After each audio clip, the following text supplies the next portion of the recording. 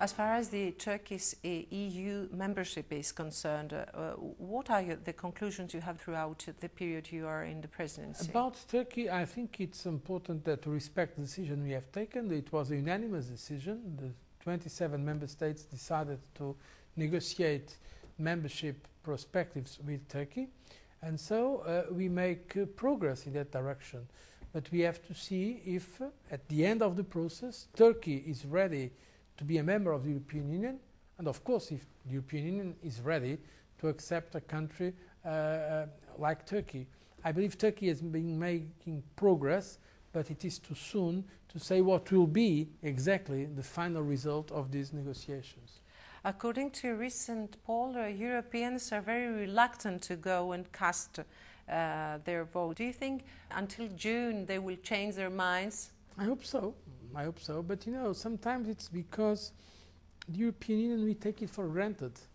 It is not necessarily because people think negatively about the European Union. But since now they think it is natural, they don't care to spend some time and go to vote. I think it's a pity, because it's a right all the European citizens have now. I remember the first time we had that opportunity in my country, there were massive numbers going because they were happy and proud to give a contribution to the definition of the European Union. But in fact, the European Parliament is a very important body, because as you know, the Commission makes the proposals, but at the end they have to be approved by the governments, the Council, and by the Parliament, including, for instance, the budget of the European Union. So it is not just elect some people to talk, it is elect people that are going to take very important decisions for our future. I think it is important to pass the message to the young people, because the new generation does not have a memory of how it was before. Look, I have also I have 3 sons, and for them it's natural. But for my generation, for instance, to go from Portugal to Spain was difficult. Borders, it was very difficult because there were the borders, the control, we had to open our luggage to see if we were taking something. And today it's like being all in the same country. And now the young people, they go around all Europe without passports. Just their ID. So yes, and people, the young people, for instance, people the age of my children, they don't remember how it was before. Because they had not that experience, of course. So I think it is important to explain how Europe was 60 or 30 years ago. 60 years ago, Europe was war. 30 years ago, or a little more, Greece and Portugal or Spain were not democracies.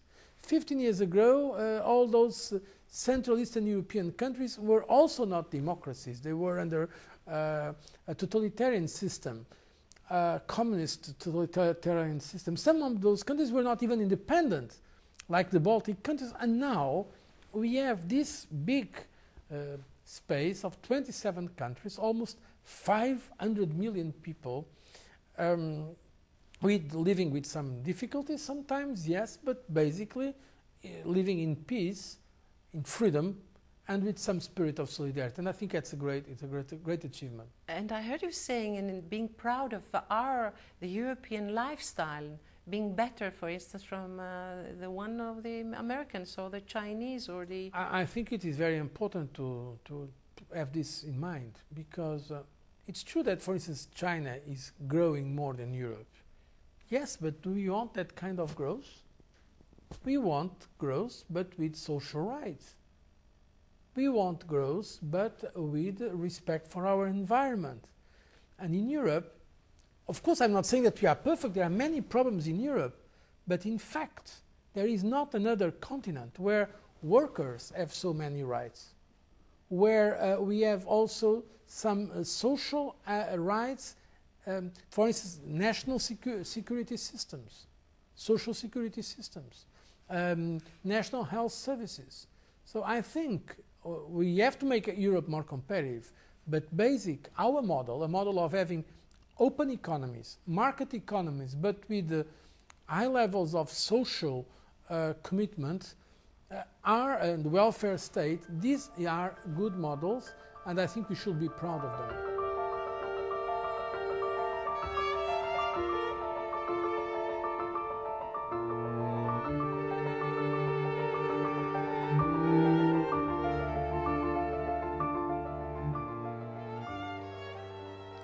How did you feel in London with the 20 among all these monsters of the world economy, the newcomers and the established ones? How did the old good Europe feel?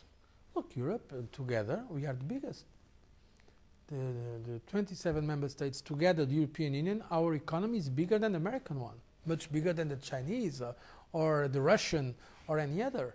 And we are the #1 exporter in the world. So I felt very comfortable.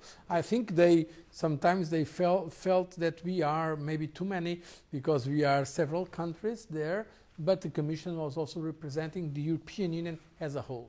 Were they looking for your advice?